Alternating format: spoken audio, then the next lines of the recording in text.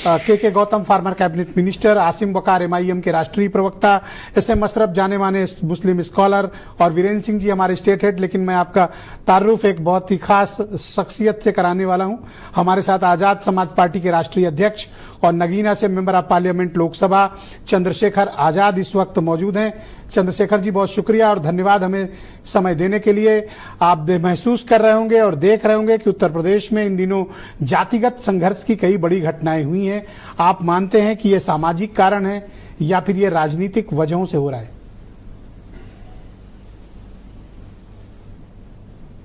धन्यवाद ब्रजेश जी, जय भीम। आपने जिक्र किया कि कई घटनाएं हुई हैं जातिवाद, और प्रयागराज का जिक्र आपने किया और इटावा का भी जिक्र किया, बुलंदशहर का भी किया, मथुरा का भी किया। अलग अलग तरह की घटनाएं हैं। मथुरा में बारात रोक दी गई थी, बुलंदशहर में बारात पे चढ़ने पर मारपीट की गई थी, इटावा में कथावाचकों को जो दलित पिछड़े समाज के थे उनका सर जो है वो मुंडवाया गया और उनको पेशाब से शुद्ध कराया गया, और प्रयागराज में शेड्यूल कास्ट के लोगों को पलायन जैसे हालात बन गए। बड़ी अलग अलग घटनाएं हैं, लेकिन सबके पीछे कारण एक ही है, क्योंकि किसी भी स्टेट में अगर कोई घटना होती है तो वो वहाँ की एजेंसियों का, वहाँ की पुलिस का, वहाँ की सरकार का फेलियर होता है, वहाँ की इंटेलिजेंस का, वहाँ की जो लोकल जो है इंटेलिजेंस है उसका फेलियर होता है। अगर कानून व्यवस्था अच्छी हो तो कोई अपराध नहीं हो सकता है। और हमने तो पिछले कुछ दिनों में आगरा में देखा किस तरह से एक सांसद के घर पे जाके जो है वो हमले हुए और किस तरह से पुलिस को बेबस देखा। तो बहुत कुछ चीजें देखी जा रही है। आप ये कह रहे हैं कि राजनीतिक कारण से, और मैं समझता हूँ जो लोग आज सत्ता में उनको लगता है सत्ता अस्थायी कभी जाएगी नहीं, तो जितना जुल्म आपको करना है या कराना है, जिस भी तरीके से कराना है तो वो कराइए, कोई आपके खिलाफ खड़ा होने वाला नहीं है, ऐसा मुझे उत्तर प्रदेश में लगता है। और जो विरोध है उसका कारण ये है कि जो कमजोर वर्ग है, बहुजन समाज के लोग, दलित पिछड़े, मुसलमान, आदिवासी, उनके अंदर एक गुस्सा है, उनके अंदर जो है, क्योंकि अन्याय उनके साथ हो रहा है तो वो भी अपने मन में सोच रहे हैं कि इस अन्याय को हम लोग कब तक सहेंगे। तो वो अन्याय के खिलाफ जब भी अन्याय बढ़ेगा तो आप समझो पिछले लंबे समय से उत्तर प्रदेश में भाजपा की सरकार है, 8 साल के लगभग हो गए, तो उनके अंदर भी जो अन्याय लगातार हो रहा है, हाथरस की घटना का, उन्नाव का हो, कुशीनगर का हो, प्रयागराज का हो, प्रतापगढ़ का हो, जो अन्याय हो रहा है उसके खिलाफ भी अंदर अंदर एक आक्रोश पैदा हो रहा है। सरकार को दिख नहीं रहा है। आप लंबे समय से सक्रिय हैं और क्योंकि मैं तो जमीन शेड्यूल्ड कास्ट कम्युनिटी के बीच काफी दिनों से सक्रिय हैं। आप मुझे कारण बता सकते हैं कि जो वर्ग कभी उत्तर प्रदेश का शासक रहा हो और 1-2 बार नहीं 4 बार, आखिर ऐसा क्या हो गया कि आज सिर्फ दलितों के वोट चाहिए, बाकी शासन प्रणाली में या राजनीतिक व्यवस्था में अब उनकी कोई बहुत से नहीं रह गई है? देखिए, इसके लिए मैं ये कहूंगा कि कोई भी समाज जो होता है ना, जैसे आप जानते हैं 22-22.5% उत्तर प्रदेश में 2011 की जनगणना के अनुसार शेड्यूल कास्ट के लोग हैं, शेड्यूल ट्राइब, शेड्यूल कास्ट के लोग। लेकिन आप ये समझिए अभी ये जनसंख्या जो है 22.5 नहीं 25 करोड़ हो चुकी है। जब जातिगत जनगणना होगी तब इसके आंकड़े आपको मिल जाएंगे। तो रही बात समाज का नेतृत्व जो है वो एक समाज का पढ़ा लिखा तबका ही करता है। इसके अगर आर्थिक स्थिति आप देखोगे शेड्यूल कास्ट, शेड्यूल ट्राइब की उत्तर प्रदेश में, तो यहाँ 80% लोग आज भी ऐसे हैं। जैसे प्रयागराज घटना आप घर देखोगे तो पक्का मकान नहीं, सरकार तो बहुत पिछले 10 साल से सरकार तीसरी योजना आ गई सेंटर में, प्रधानमंत्री आवास योजना चल रही है। पक्का मकान नहीं है, रोजगार नहीं है, जमीन नहीं है, स्कूल बंद किए जा रहे हैं, खेती नहीं है, तमाम तरह की और परेशानियां हैं। कोई इंडस्ट्रियल एरिया नहीं लग रहा है, तो पढ़े लिखे नौजवान बेरोजगार घूम रहे हैं, नई नियुक्तियां नहीं आ रही है, प्रमोशन नहीं हो रहे हैं।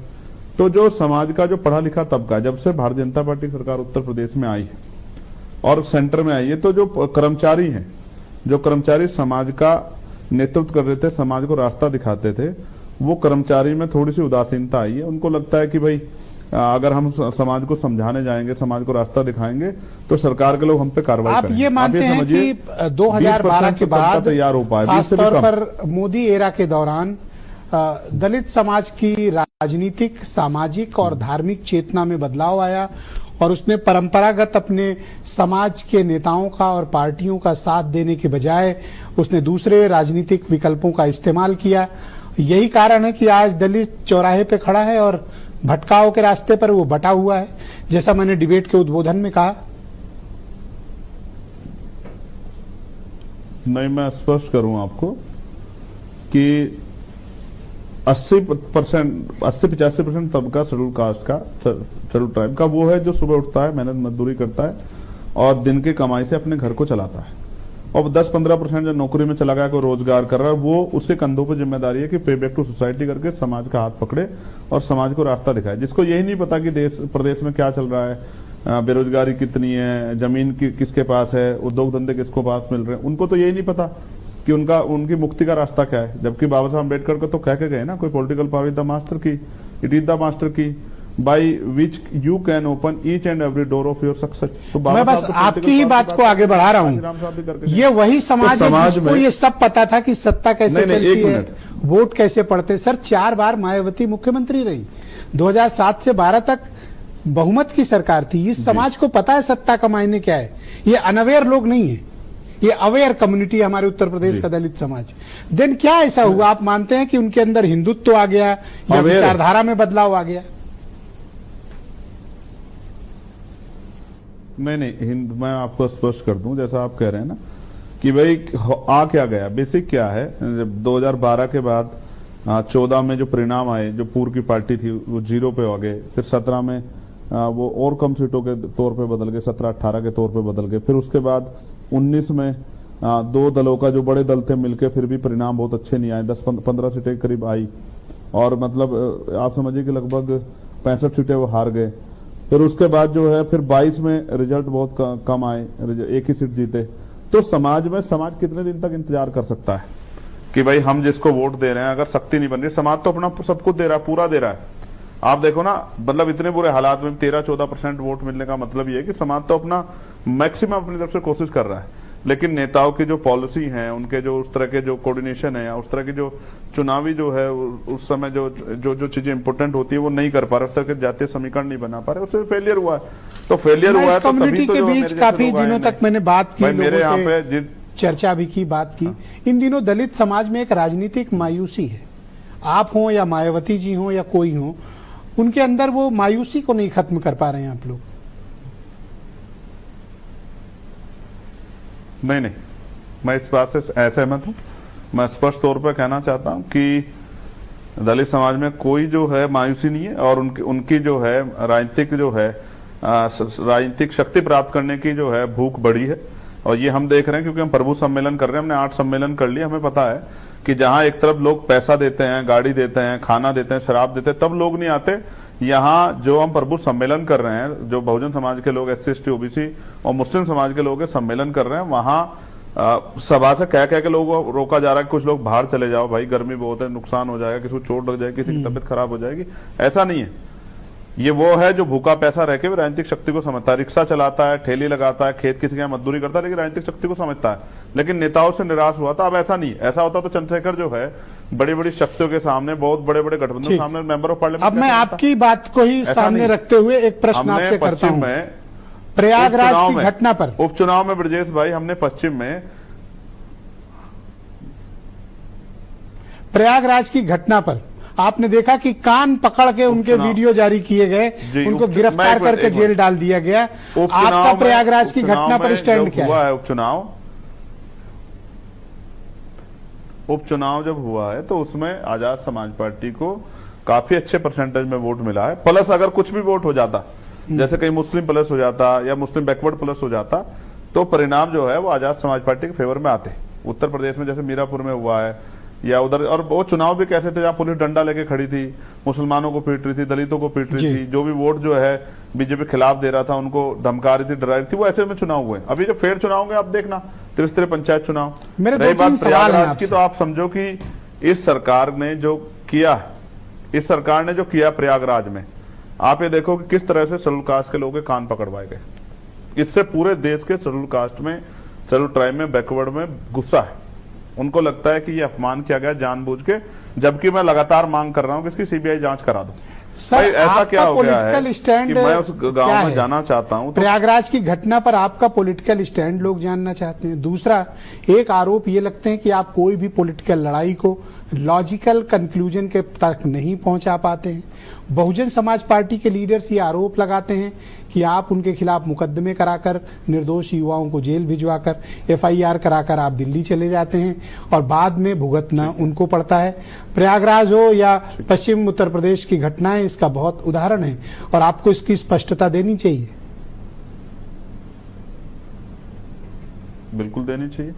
तो पहले एक एक करके पहले सवाल का जवाब आपका देते हैं। आपका पहला सवाल ये था, प्रयागराज की घटना में आपका स्टैंड क्या है? मेरा स्टैंड ये है कि वहां जो हिंसा कराई गई है वो पुलिस एडमिनिस्ट्रेशन, वहां के स्थानीय जो भूमाफिया हैं, जो वहां के सामंती हैं, उनके मिले जुले गठजोड़ से हुई है। इसलिए मैं उसकी सीबीआई जांच की मांग कर रहा हूं। उसमें जो लोग पकड़े गए हैं वो शेड्यूल कास्ट के लोग हैं, जो अपने काम से आए, अपने जो है घरों पे थे, पढ़ाई स्कूल से आए, जिनको रात के अंधेरे में पुलिस उठा लाई और वहां जाति पूछ के मारा जा रहा है। ये अन्याय हो रहा है और इस अन्याय को पूरे देश के लोग देख रहे हैं। मैं भी लगातार टच में, हमारी वकीलों की टीम वहां गई है, हम लोगों ने वहां पैनल बनाया, हम सब लोगों को जेल से निकालने के लिए प्रमुख रूप से प्रयास कर रहे हैं। आज हमने जो है पूरे प्रदेश के सभी जिला मुख्यालयों पे इसकी सीबीआई जांच के लिए, कौशाम्बी की भी और प्रयागराज में इसकी सीबीआई जांच की हमने मांग की है। और जो स्कूल जो मर्जर हो रहे हैं उन स्कूलों को मर्जर रोक के उनमें सुविधाएं दी जाए, इसके लिए हमने जो है आज पूरे प्रदेश के सभी जिला मुख्यालयों पे ज्ञापन दिए, शांतिपूर्वक आंदोलन किए। दलित समाज क्यों न मायावती के साथ जाए? आप पर दलित समाज क्यों भरोसा करे? इसलिए भरोसा करें क्योंकि दलित समाज जानता है, उनके जो महापुरुष हुए हैं उन सबने कहा है कि सत्ता संघर्ष से मिलेगी। और संघर्ष कौन कर रहा है इस समय में? इस बात को, एक बात किसी छिपी हुई नहीं, संघर्ष तो जो कर रहा है वो सब दिख रहा है। कैसे पार्लियामेंट में लड़ रहा है? आप बताएं, क्या मायावती संघर्ष नहीं कर रही है? नौकरी रोजगार, आप बताइए कि मायावती की राजनीति कोलैप्स होने का कारण क्या था कि उन्होंने संघर्ष नहीं किया? नहीं, इसका आकलन आप लोग करिए, ये आपका काम है, ये मेरा काम नहीं है। सर, आपने कहा कि संघर्ष कौन कर रहा है, सब देख रहे हैं, सम्मान करते हैं। तो मेरे ख्याल से क्लैरिटी आपको देनी चाहिए। जब आ गए राजनीति में तो क्लैरिटी दीजिए। नहीं, मैं तो अपनी बात कर रहा हूं। नहीं, बिल्कुल क्लैरिटी। अब मैं क्लैरिटी का मतलब ये नहीं थोड़ा ही कि मैं आपसे किसी बात पर बहस करूं। मैंने स्पष्ट कर दिया कि आजाद समाज पार्टी संघर्ष कर रही है। किसने ज्ञापन दिया? आज पूरे प्रदेश के जिला मुख्यालयों पे कौशाम्बी की घटना के लिए पाल परिवार की बेटी से अन्याय हुआ है और इलाहाबाद की, प्रयागराज की घटना पे सीबीआई जांच को किसने ज्ञापन दिया? स्कूलों के। अच्छा, मैं सीधे सीधे पूछ लेता हूं और साफ साफ पूछ लेता हूं। ज्ञापन तो आजाद समाज पार्टी दे रही है ना। क्या मायावती और भारतीय जनता पार्टी का जो कॉम्बिनेशन रहा, उनके ऊपर आरोप लगे कि वो बीजेपी की बी टीम है, इस कारण उनको बहुत नुकसान हुआ, या उन्होंने संघर्ष का रास्ता छोड़ दिया या विचार बदल लिए? मैं इनमें से कुछ भी कहूंगा तो फिर आप ही के लोग जो हैं यहाँ बाद में कहेंगे कि देखिए चंद्रशेखर जी ने बहन जी पे ऊपर आरोप लगा दिया। मैं आपको फिर स्पष्ट कह रहा हूं, पहली बात तो आप एक बात आप जान लो ब्रजेश जी, आप बड़े सीनियर पत्रकार हो, कि सिर्फ दलित समाज के लोग अलग अलग पार्टियों में नहीं है, ब्राह्मण समाज के लोग भी अलग अलग पार्टियों में, सारी पार्टियों में ब्राह्मण समाज के लोग, क्षत्रिय समाज के लोग भी, एमएलए एमपी की संख्या देख लो, और अन्य भी समाज बटा हुआ है। ठीक है, आप ये मत समझो ना ये तो मजबूत लीडर मिलेगा, सारा समाज इकट्ठा हो जाएगा, और हो भी रहा है ना। आप देखो मेरी बात को। तो हो और सकता फिर है रही बात मजबूत लीडर आकाश आनंद हो, कोई पर्टिकुलर आप विकल्प में सिर्फ खुद को पेश करते हैं। हो सकता है कि आकाश आनंद आपसे ज्यादा संघर्ष करें आगे चलकर। नहीं तो समय बता देगा भाई, मैं कोई ना कर रहा हूं क्या? मैं तो बिल्कुल नहीं ना कर रहा हूं। मेरे छोटे भाई है, मैं कब कह रहा हूं कि भाई वो मुझसे ज्यादा अच्छा नहीं कर सकते? समय बताएगा कौन अच्छा कर सकता है। ये कोई मैं कोई ना कर रहा हूं। ये तो एक जो है ना कंपटीशन है, जनता के बीच जाना है, लड़ाई लड़नी है, संघर्ष करना है, लाठियां खानी है। आसान थोड़ा है कि सत्ता ऐसे मिल जाएगी। मुकदमे झेलने हैं, षड्यंत्रों का सामना करना है, कभी कभी गोली भी चलती है, तमाम चीजों का सामना करना पड़। मैं कहाँ मना कर रहा हूं? आपकी बात से मुझे लबुलुआब ये लग रहा है चंद्रशेखर जी, वही तो सत्ता में आएगा। कि आप ये मानते हैं, शायद आपकी बातों से मुझे ऐसा प्रतीत हो रहा है, आप ये मानते हैं कि मायावती पॉलिटिकली इरेलीवेंट हो गई है। आप जो कहना चाहिए आपकी टिप्पणी है, ठीक है। मैं आपके कहे से अपने जो पुराने नेतागण हैं जिनका मैं सम्मान करता हूं, उनसे लड़ने वाला नहीं। इस बात को आप अच्छी तरह समझ लो। वो समय चला गया है जब आप जो है हम लोगों को, बहुजन समाज के लोगों को आपस में लड़ा देते थे और हम लोग लड़ते थे। मैं ऐसा मैं किसी के लिए भी वो नहीं कहना चाहता। मैं अपना काम कर रहा हूं, अपने संतों को, महापुरुषों को मानता हूं, और मेरी लड़ाई किसी से नहीं है। मेरी लड़ाई तो अपने समाज में जो समाज थक गया है, जिसको ये महसूस हो रहा है कि भाई हम लोग पावर में आते, उनके अंदर सर एक अंतिम सवाल है आपसे, ये भूख पैदा हो, उनको ये समझ आए कि बिना सत्ता के वो बहुत लड़ाई। एक मिनट, एक मिनट ब्रजेश जी, जिनको लग रहा है कि हम पावर में नहीं आते, उनके जो है खोए हुए आत्मविश्वास को जगाने के लिए हम लोग संघर्ष कर रहे हैं। और आप देखिए, हम ही तो हैं जिन्होंने SC ST OBC और मुस्लिम समाज के लोगों को प्रबुद्ध कहा, वरना सारी बहुत बढ़िया बात है। मेरा अगला सवाल मुसलमान समाज पे है, हम ही तो हैं, मुस्लिम समाज पर है। आपको यानी चंद्रशेखर आजाद को और आजाद समाज पार्टी को मुसलमानों का वोट तो चाहिए, लेकिन उत्तर प्रदेश में मुसलमानों पर अगर अत्याचार होता है, आप दलितों के मामले पर तो बहुत आक्रामक रुख रखते हैं, लेकिन मुसलमानों की लड़ाई नहीं लड़ते हैं, करेक्ट? ये भी आपका एक आरोप है। अभी अलीगढ़ में जब 4 जो है मुस्लिम भाइयों को जानवरों की तरह पीटा गया, उनकी गाड़ी को तोड़ दिया गया, उन पे जो है प्रतिबंधित मीट ले जाने का आरोप लगाया गया। मैं अकेला आदमी था जो उनके पास मिलने के लिए गया था, जिसने सरकार से और पुलिस से लोहा लिया, उनसे कहा कि आप इनके ऊपर झूठे मुकदमे कर रहे हो, और बाद में वो मीट भी प्रतिबंध नहीं पाएगा। मैं अकेला आदमी हूं जिसने धार्मिक जो है गैर बराबरी जो हो रही है, जैसे अभी ताजिए छोटे करो, ताजिए छोटे करो, नमाज सड़क पे मत पढ़ो, 1 इंच पैर हो जाएगा तो लाठी मार देंगे, और तमाम तरह से चाहे मॉब लिंचिंग हो रही हो, चाहे अन्याय हो रहा हो, चाहे उनकी धार्मिक आस्था को चोट पहुंचा जा रही, अकेला चंद्रशेखर ही है जो बोल रहा है। चंद्रशेखर जी छिपावा नहीं उत्तर प्रदेश में नॉन मुस्लिमों के। मैं आपका बहुत आभार प्रकट करता हूं। मैं एक चीज जाने से पहले कहूंगा ब्रजेश भाई, जाने से पहले एक चीज कहूंगा आपसे, मुसलमान, दलित और पिछड़े वर्ग के लोग आज उत्तर प्रदेश में सिर्फ एक ही चीज को देख रहे हैं कि कोई एक आदमी उनके लिए ऐसा खड़ा हो जाए जो उनसे भेदभाव ना करे और उनकी लड़ाई को मजबूत से लड़े, और हम उसके साथ। सर 18 मिनट की बातचीत में आपने सिर्फ एक बार मुसलमान का नाम लिया, वो भी मेरे सवाल करने पर। आप कहां मुसलमानों की लड़ाई लड़ रहे हो आपने यार? अच्छा ये बताओ, डिबेट में आपने डिबेट पूरी दलित समाज से शुरू की है। आप समझो ना, आपने शुरू इस बात से किया, आपने जब सवाल पूछा तभी तो जवाब दे रहा हूं। आप बताओ ना, अगर मैं कहता हूं मुसलमानों की तो आप कहते कि नहीं दलितों की बात मैं पूछ रहा हूं। तो ये जो चरित्र है ना मीडिया का, मैं ब्राह्मणवादी चरित्र इसको भी जानता हूं भाई। मैं कोई बच्चा थोड़ा ही हूं, ऐसा थोड़ा ही कि मैं कहीं सोने की चम्मच लेके पैदा हुआ। अभी मैं आपसे सवाल पूछ लिया तो नाउ इट्स ब्राह्मणवादी मीडिया। अभी तक अच्छे जवाब दे रहे थे, तब इनको याद नहीं आया। लेकिन मैं फिर भी आपका बहुत शुक्रगुजार हूं कि आपने अपना बहुत कीमती वक्त हमारे दर्शकों के लिए निकाला। मैं आपका आभार प्रकट करता हूं। एक मिनट अरे प्लीज, जब आपने मुझे बुलाया है, प्लीज गो अहेड। जब आपने मुझे बुलाया है तो मेरा अंतिम कंक्लूजन भी सुन लीजिए। यस, हाँ बिल्कुल। आपने मुसलमान की बात की, तब सवाल पूछा, तब मैंने उस पर जवाब दिया। परेशान, लेकिन मैं आज आपके माध्यम से कह रहा हूं, अगर उत्तर प्रदेश का मुसलमान आजाद समाज पार्टी के साथ खड़ा होगा तो उसके साथ ये जो अन्याय हो रहा है ये अन्याय नहीं होगा, और उसको राजनीतिक, धार्मिक, सामाजिक गैर बराबरी का जो शिकार हो रहा है आज, वो जो उसको शूद्र बनाया जा रहा है, उसको जो है 2 दर्जे का नागरिक बनाया जा रहा है। मुसलमान आपके साथ खड़ा रहा और नगीना में उसने आपको रिकॉर्ड वोट दिया। सर आपको ये नहीं कहना चाहिए कि मुसलमान हमारे साथ खड़ा होगा, मुसलमान खड़ा था। ये आपका हक है कि आप उनके लिए लड़े। उत्तर प्रदेश का कह रहा हूं, उत्तर प्रदेश का कह रहा हूं भाई, मैं भी आपको कह रहा हूं, उत्तर प्रदेश की बात कर रहा हूं। अगर उत्तर प्रदेश का मुस्लिम समाज, पिछड़े समाज के लोग, शेड्यूल कास्ट के लोगों ने हमारा साथ दिया तो उनके बच्चों को किसी आगे हाथ नहीं फैलाना पड़ेगा। आप मेरी बात कर, अच्छा स्कूल कॉलेज बनेंगे और रोजगार के अवसर पैदा, जुल्म जाति खत्म होगी जो आज अन्याय हो रहा है। किसी को मार दो, किसी के मस्जिद गिरा दो, किसी के जो है खानका तोड़ दो, किसी के जो है तमाम तरह से धार्मिक आस्था चोट पहुंचाओ, संविधान का राज आएगा। ये बात बता रहा हूं मैं आपको भाई। मैं आपका बहुत शुक्रगुजार हूं और मैं उम्मीद करता हूं कि हम आप विस्तृत चर्चा के लिए किसी दिन बैठेंगे। मेरे पास आपके लिए बहुत ढेर सारे सवाल हैं और मैं उम्मीद करता हूं कि जब हम आप बैठेंगे तो जितने भी सवाल और जवाब स्टूडियो में या स्टूडियो के बाहर? स्टूडियो के बाहर बैठते हैं